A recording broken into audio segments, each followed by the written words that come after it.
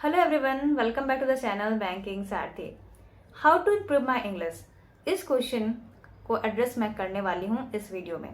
बहुत सारे स्टूडेंट्स की क्वेरी आ रही है कि बहुत सारे एग्जाम लाइंड अप हैं, लेकिन उनका इंग्लिश और मैथ्स में इंग्लिश वीक आ रहा है उनका, और रीजनिंग और मैथ्स तो ठीक है, लेकिन इंग्लिश में मार्क्स इंप्रूव नहीं हो रहा।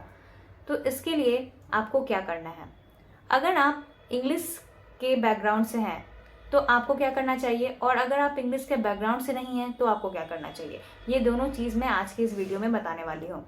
अगर आप ऑलरेडी इंग्लिश बैकग्राउंड से हैं तो मैं ये मानती हूँ कि आपका टेंस वगैरह आपने पढ़ रखा होगा और आप सेंटेंसेस को अच्छे से पढ़कर समझ लेते होगे। लेकिन फिर भी आपको अगर इंग्लिश में प्रॉब्लम आ रही है तो आपको क्या करना चाहिए?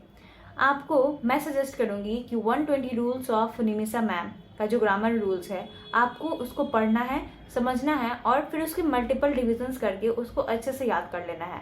तो जो भी एरर्स के क्वेश्चन होंगे या सेंटेंस इंप्रूवमेंट के क्वेश्चन होंगे, आपका उससे वो इम्प्रूव हो जाएगा।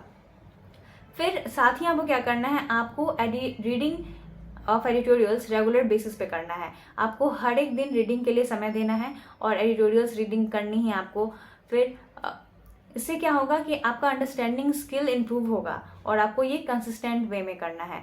साथ ही आपको रोज वोकैब पढ़ना है, उसी एडिटोरियल्स का वोकैब आप चाहो तो यूट्यूब वीडियोस पे देख सकते हो, या वोकैब आप फिर नोट डाउन कर सकते हो। अगर आपको वीडियो से याद नहीं हो रहा तो आप नोट डाउन करके उसके सेंटेंसेस बना के या खुद से कुछ ट्रिक्स बना के आप उसको लर्न कर सकते हो। ये बहुत इंपॉर्टेंट है।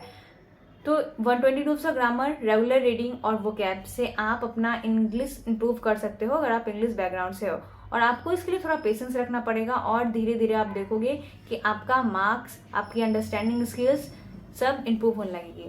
पहले आपको बहुत ज़्यादा क्वेश्चन अटेम्प्ट करने पे ध्यान नहीं रखना है, आपको एक्यूरेसी मेंटेन करना है और धीरे धीरे आपको एक्यूरेसी के साथ अटेम्प्ट्स अपने बढ़ाने हैं। अब नेक्स्ट मैं बात करूं, जो एस्पिरेंट्स इंग्लिश बैकग्राउंड से नहीं है तो उन्हें क्या करना चाहिए। अगर आपकी इंग्लिश बहुत ज़्यादा वीक है तो आपको स्टार्टिंग में टॉपिक वाइज स्टार्ट करना है, जैसे नाउन, प्रोनाउन, ये सब भी अगर आपका वीक है तो आपको पहले टॉपिक वाइज एक एक करके इसके क्लासेस कर लेने हैं। यूट्यूब से आप कर सकते हो, निमिषा मैम की क्लास कर सकते हो, विशाल सर कर सकते हो, मैं रिकमेंड करूँगी। ये करने के बाद आप टेंसेस पढ़ो तो आपको टेंसेस समझ में आएंगे। टेंसेस करने के बाद आपको फिर 120 rules of Nimisha ma'am of grammar वाली आपको क्लास करनी है, ठीक है। फिर उसके आपके मल्टीपल रिविजन्स करनी है ताकि आपको वो सारे रूल्स अच्छे से याद हो जाएं। फिर इसके साथ ही साथ आपको रोज रेगुलर वे में रीडिंग करनी है। अगर आपको स्टार्टिंग में द हिंदू समझने में प्रॉब्लम हो रही है तो आप कुछ ईजी दूसरा कोई इजी सोर्स यूज कर सकते हो। धीरे धीरे आप मूव करोगे थोड़े हार्डर टॉपिक्स पे। फिर धीरे धीरे आपको अपनी इंग्लिश की अंडरस्टैंडिंग स्किल बढ़ानी है। आपको सेंटेंस पढ़ के समझ में आना चाहिए कि सेंटेंस क्या कह रहा है। फिर आपको पूरा पैसेज से उसका मीनिंग निकालना है। तो धीरे धीरे आपको इंग्लिश की अंडरस्टैंडिंग स्किल्स बढ़ानी होगी। फिर क्या होगा, इधर आप साथ में क्या करोगे कि टॉपिक वाइज आप प्रैक्टिस करना है, आपको क्वेश्चंस प्रैक्टिस करना है।